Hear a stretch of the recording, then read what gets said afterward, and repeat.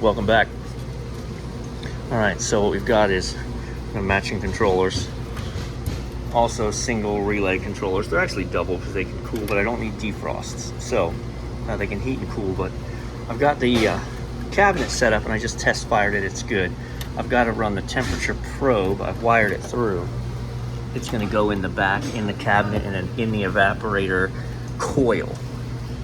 This cold rail, I'm just going to strap it to the suction line of the cold rail, and then we're going to dial it in as far as, and the wiring's a little unique because I need both controllers to be able to activate the plug to turn on the unit, while also they're independent solenoids, right? So if the cabinet doesn't need cooling and the rail does, I need the rail to turn on the compressor and open its solenoid. So that's doable.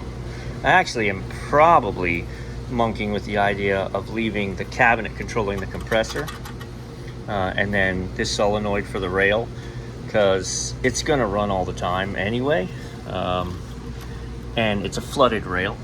So we'll see what happens. We're going to get it hooked up here quick, get the temperature probe set, and then we'll start running temperature tests and see what we have to do. Okay, we're running an air defrost. So our temperature probe has to be buried in the coil.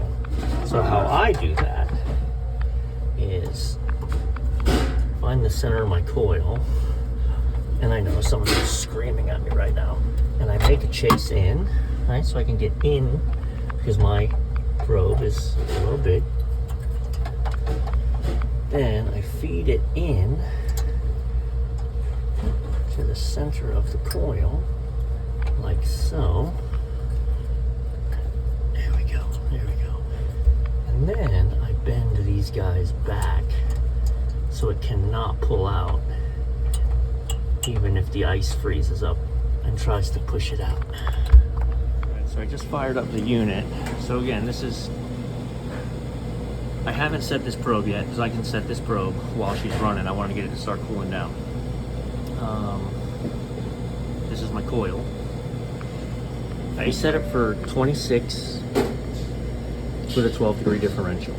So this should always read between 26 and 38, and it's an air defrost, right? So as my coil hits 26 and starts to freeze up, it satisfies, shuts down, and then she runs an air cycle till it's 38, and obviously from 32 to 38 it melts the ice.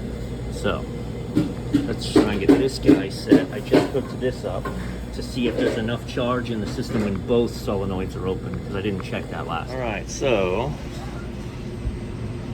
we're running our brains out at the moment. You know, this is gonna take some time to pull this rail down for sure. And I think, oh, look at there, I just pulled the top off. Can I do this one-handedly? Booyah, baby. You know it. Again, I don't have it set currently for this to independently bring on the rail.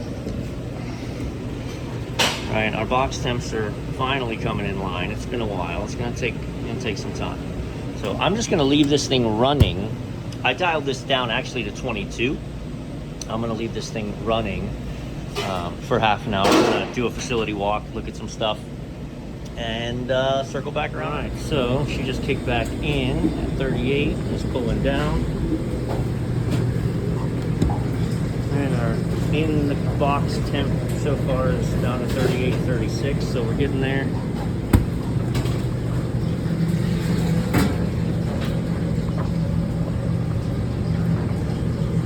And our cold rail temp is, yep, mid-40s.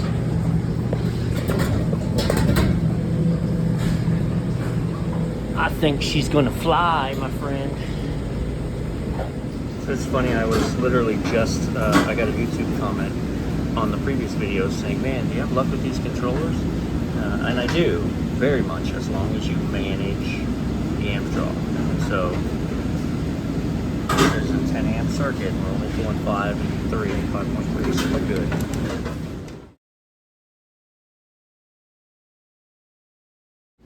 All right, so I had to add a relay in there because I didn't originally have this set that this would drive the outlet. Now they both will drive the outlet, but you have to be careful because I also had the solenoids run in, which is why I had to add the relay.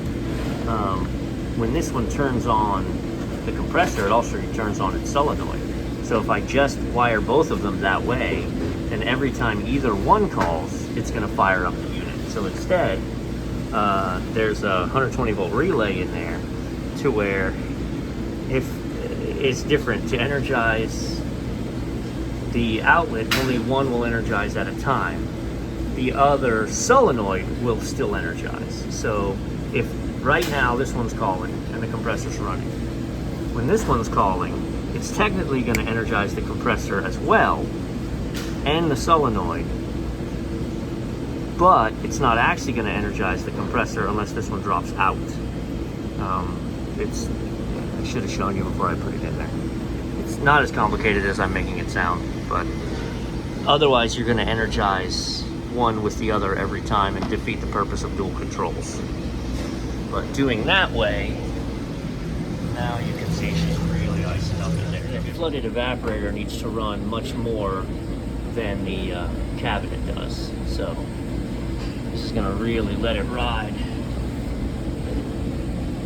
There's a lot going on. It's loud in here, but we're there. We're there. We're done.